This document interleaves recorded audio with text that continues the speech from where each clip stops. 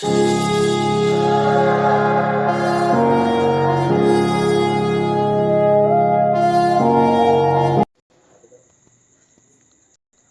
Friends, मैं मनीष कुमार और आप देख रहे हैं मेरा YouTube channel study all in one.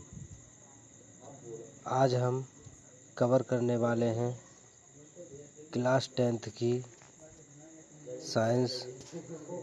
ये जो नोट्स बनाए हैं मैंने अपने हाथों से बनाए हैं और बहुत ही मेहनत से बनाए हैं। अगर ये नोट्स आपको अच्छे लगें, वीडियो अच्छी लगे तो वीडियो को लाइक, सब्सक्राइब कर देना और शेयर कर देना। ओके फ्रेंड्स, चलिए स्टार्ट करते हैं। हम स्टार्ट करने वाले हैं ये फिजिक्स का जो चैप्टर नंबर है 10, प्रकाश के परावर्तन तथा अपवर्तन। स्टार्ट करते हैं। पहली हेडिंग है प्रकाश, ये दे रखी है। प्रकाश एक प्रकार की ऊर्जा है जो वस्तुओं को दिखाने में सहायता करती है। प्रकाश एक प्रकार की ऊर्जा है जो वस्तुओं को दिखाने में सहायता करती है। जैसे जब प्रकाश सूर्य से आता है तो किसी वस्तु पर पड़ता है पहले, और वस्तु के बाद हमारी आँखों पर पड़ता है परावर्तित होकर, और वस्तु हमें दिखाई देने लगती है, जिसे हम प्रकाश कहते हैं। अब है प्रकाश का परावर्तन। ये देखो डायग्राम दे रखा है इसमें। ये हमारा कोई चिकना तल है और इधर से ये सूर्य की प्रकाश किरण आ रही है, ठीक है। तो इसकी परिभाषा है, जब कोई आपतित किरण यानी प्रकाश की किरण किसी चिकने तल से टकराकर उसी माध्यम में वापस लौट जाती है। जैसे यहाँ से प्रकाश किरण आई और यहाँ से टकराने के बाद और ये वापस इधर लौट गई, तो इसे कहते हैं प्रकाश का परावर्तन। ओके फ्रेंड्स, इसे प्रकाश का परावर्तन कहते हैं। आगे चलते हैं और इसमें फिर ये दे रखा है प्रकाश के परावर्तन के नियम। परावर्तन के नियम हैं, इसके दो नियम हैं कि आपतित किरण परावर्तित किरण तथा आपतन बिंदु पर अविलंब। अभी हमने जो डायग्राम देखा था वो ऐसे कुछ था, यानी जो किरण आ रही थी इधर से और ये अविलंब सीधा सीधा, और ये परावर्तित किरण, ये तीनों कैसे होते हैं, एक ही तल में होते हैं। ठीक है फ्रेंड्स।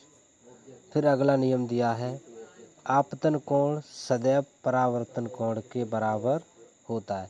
जैसे उसमें ये ऐसे दिया था और यहाँ पर जो कोण बनना था आपतन कोण, और यहाँ पर जो कोण बनना था आर, वो परावर्तन कोण सदैव किसके बराबर होते हैं, एक दूसरे के बराबर होते हैं। ओके फ्रेंड, चलिए आगे स्टार्ट करते हैं। अगली हेडिंग है प्रकाश का अपवर्तन। इसकी परिभाषा है, जब कोई प्रकाश किरण किसी चिकने तल से टकराकर, जैसे ये है चिकना तल और यहाँ से कोई प्रकाश किरण आ रही है ये, और इसे टकराकर अपने मार्ग से विचलित हो जाती है। विचलित मतलब ये दूसरे माध्यम में या तो अविलंब की ओर झुक जाती है या फिर अविलंब से दूर हट जाती है, इसे विचलित कहते हैं। कि जब कोई प्रकाश किरण किसी चिकने तल से टकराकर अपने मार्ग से विचलित हो जाती है, उसे ही प्रकाश का अपवर्तन कहते हैं। ठीक है। आगे दे रखा है, यदि प्रकाश किरण किसी सरल माध्यम से कठिन माध्यम में यानी जटिल माध्यम में चलती है तो वह अवलंब की ओर झुक जाती है। जैसे यहाँ पर कोई माध्यम दे रखा है सरल, ठीक है, सरल माध्यम, और यहाँ पर दे रखा है कठिन माध्यम दे रखा है। तो यहाँ से सरल माध्यम से कठिन माध्यम में आती है तो वह अवलंब की ओर झुक जाती है। जैसे अगर कोई इंसान अपने एरिया में होता है तो वह बहुत शान से चलता है, लेकिन अगर दूसरे एरिया में जाता है तो वहाँ पर कैसे चलेगा, झुक के चलेगा थोड़ा। ऐसे ही इसका नियम है, अगर सरल माध्यम से कठिन माध्यम में जाती है तो वह अविलंब की ओर झुक जाती है। और अगर यदि प्रकाश किरण कठिन माध्यम से सरल माध्यम में जाती है तो वह अविलंब से दूर हट जाती है, यानी दूसरे एरिया में दूसरे एरिया में थोड़ा झुक के चलेंगे, लेकिन अपने एरिया में आ गए तो थोड़ा फैल के चलेंगे, यानी दूर हट के। ओके फ्रेंड्स, इसकी परिभाषा ये डायग्राम से समझाया गया है। इसमें देखो, ये पहली कंडीशन कि जब प्रकाश किरण सरल माध्यम से कठिन माध्यम में जाती है तो वह क्या हो जाती है, अविलंब की ओर झुक जाती है। ठीक है। अब आगे अगर प्रकाश किरण किसी कठिन माध्यम से सरल माध्यम में जाती है तो वह अविलंब से दूर हट जाती है। देखो इसमें दिखाया गया है। ओके फ्रेंड्स, इसके बाद अब दे रखे हैं प्रकाश के अपवर्तन के नियम। इसके भी दो नियम हैं। इसके दो नियम हैं कि आपतित किरण, परावर्तित किरण तथा आपतन बिंदु पर अविलंब तीनों एक ही तल में होते हैं। देखो ये प्रकाश किरण यानी आपतित किरण, और देखो ये परावर्तित किरण, देखो ऊपर से आपतन बिंदु पर अविलंब, तीनों कैसे होते हैं, एक ही तल में होते हैं। ओके फ्रेंड्स, अगला नियम जो दे रखा है कि आपतन कोण की ज्या, आपतन कोण की ज्या सदैव परावर्तन कोण की ज्या का अनुपात नियत रहता है। यानी यहाँ पर जो कोण बनना है आई और ये कोण बनना है आर, तो इन दोनों का जो ज्या होती है यानी साइन, तो यहाँ पर बनेगा साइन आई और यहाँ पर बनेगा साइन आर। तो इन दोनों का अनुपात जो होता है वो नियत होता है, यानी साइन आई बट्टे साइन आर। ओके फ्रेंड्स, आगे चलते हैं।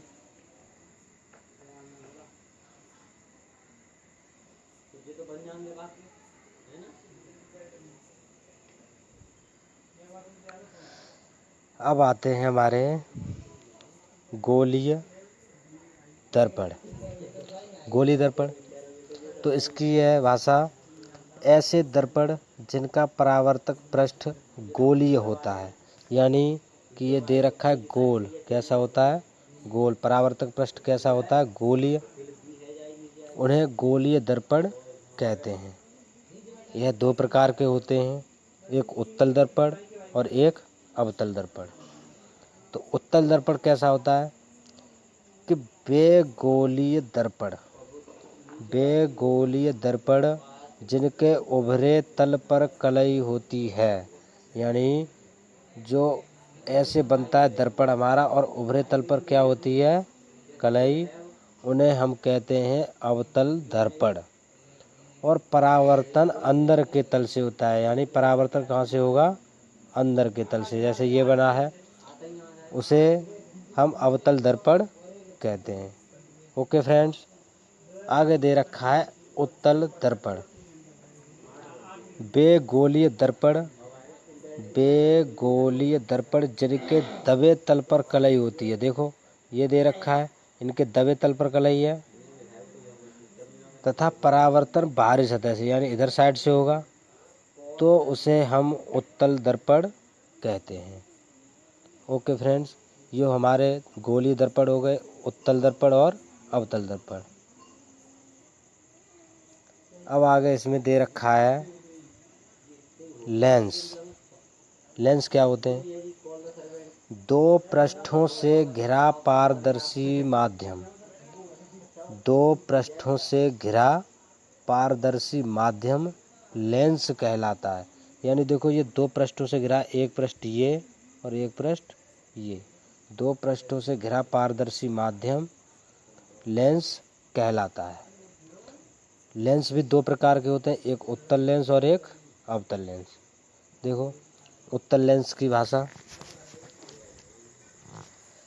यह लेंस किनारों पर पतला तथा बीच में मोटा होता है। उत्तल लेंस देखो किनारों पर कैसा है, ये पतला, देखो, और ये बीच में कैसा है, मोटा, तो इसे कहते हैं हम उत्तल लेंस। ओके फ्रेंड्स, आगे दे रखा है अवतल लेंस। यह लेंस किनारों पर मोटे, देखो किनारों पर मोटे तथा बीच में पतले होते हैं।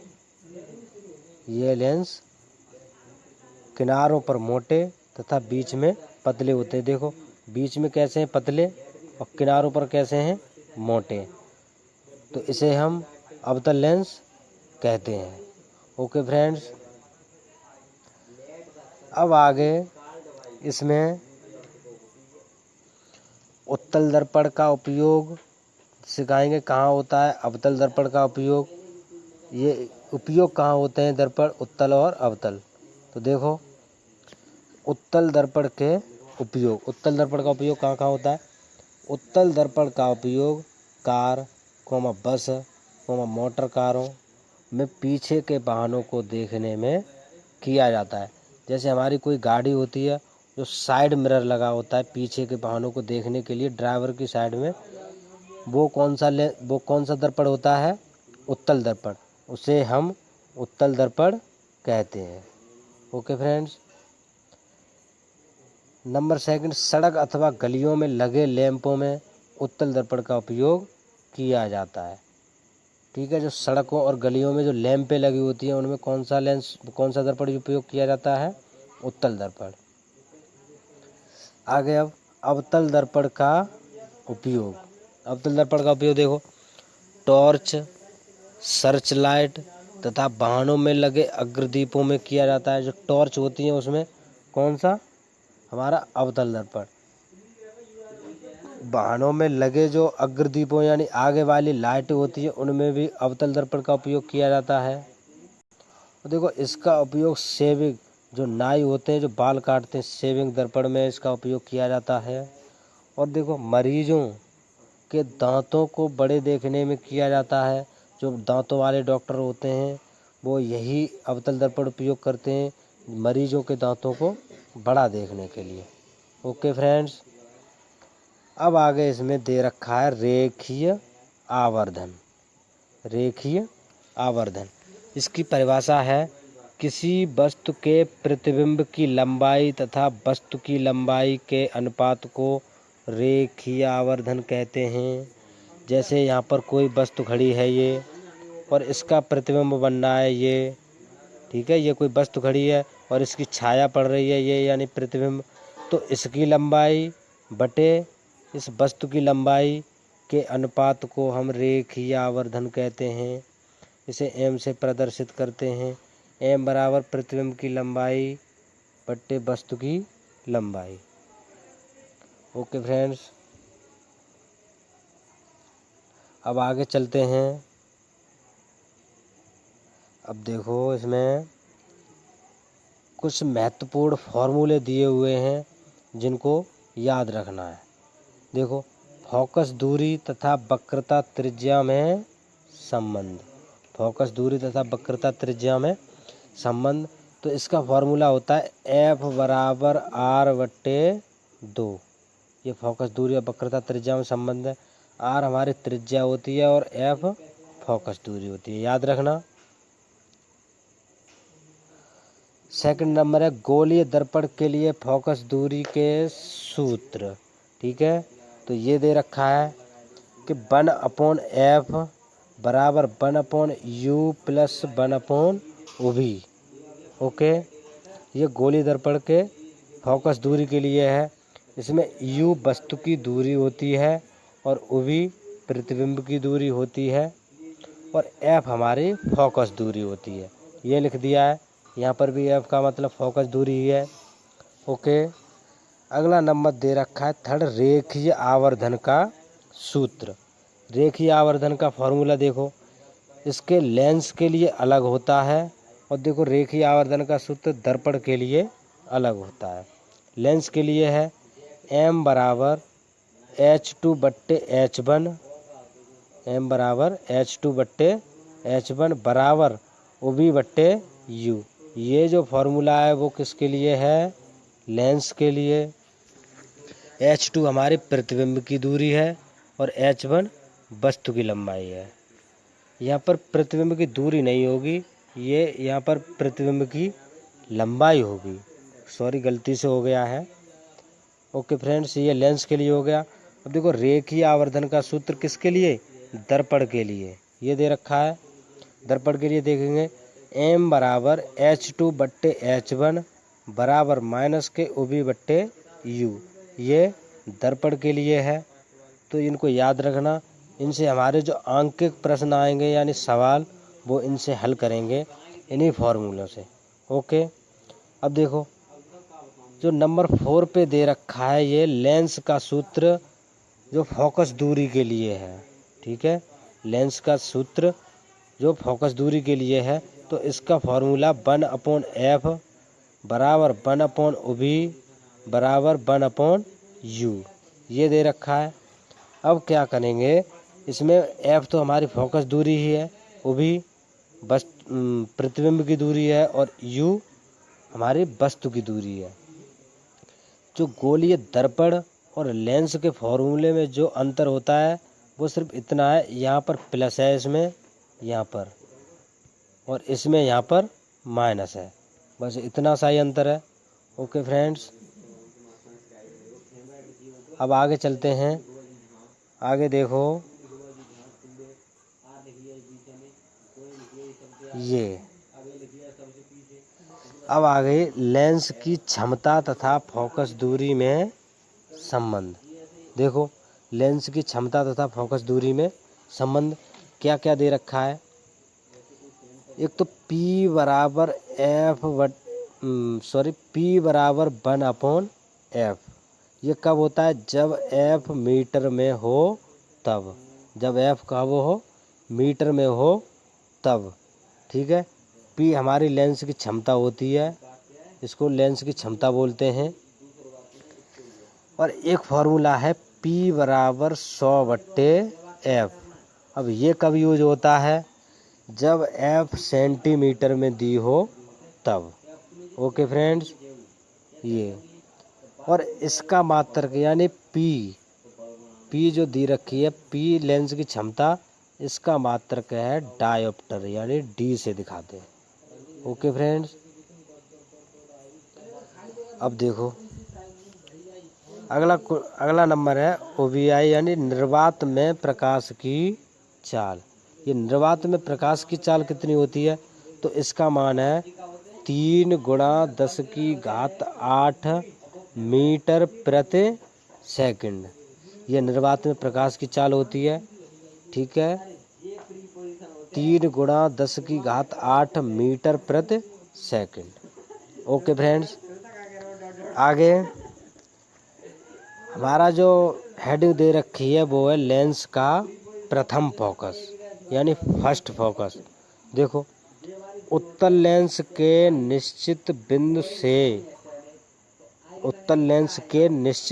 से यानी एक निश्चित बिंदु ये है, ये निश्चित बिंदु से चलने वाली प्रकाश की किरणें, ये देखो प्रकाश की किरणें जा रही हैं।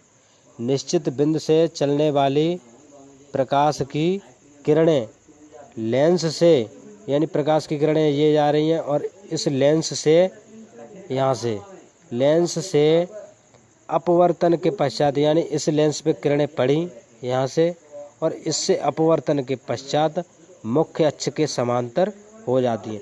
यानी यहाँ से किरणें चलने के बाद इस पर पड़ने के बाद ये क्या हो जाती हैं, सीधी। यहाँ से देखो ये सीधी हो रही हैं यहाँ पे पड़ने पर, और ये यहाँ पर।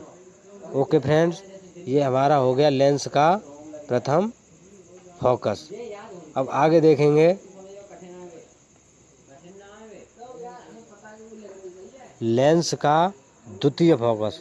अब लेंस का द्वितीय फोकस क्या होता है, देखो उत्तल लेंस के मुख्य अक्ष के समांतर आने वाली प्रकाश किरणें, देखो उत्तल लेंस के मुख्य अक्ष के समांतर आ रही हैं, देखो मुख्य अक्ष के समांतर आ रही हैं, देखो ये आ रही हैं। मुख्य अक्ष के समांतर आने वाली प्रकाश की किरणें देखो लेंस पर ये पड़ रही हैं। लेंस पर पड़ने के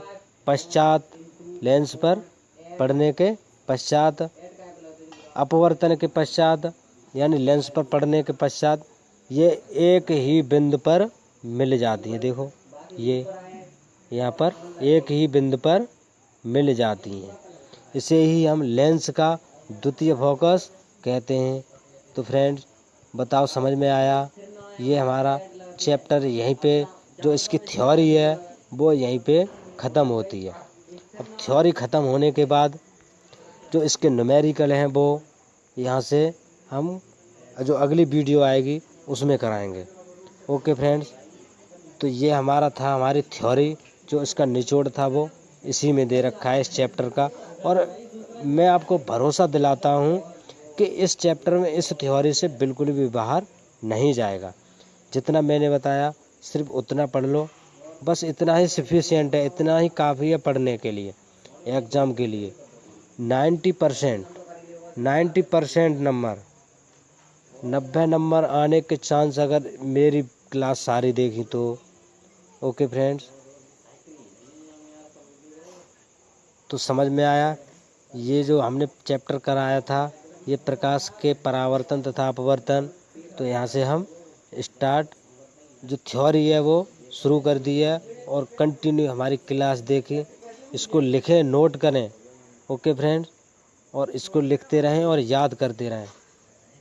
ठीक है, थैंक यू, धन्यवाद हमारी वीडियो को देखने के लिए।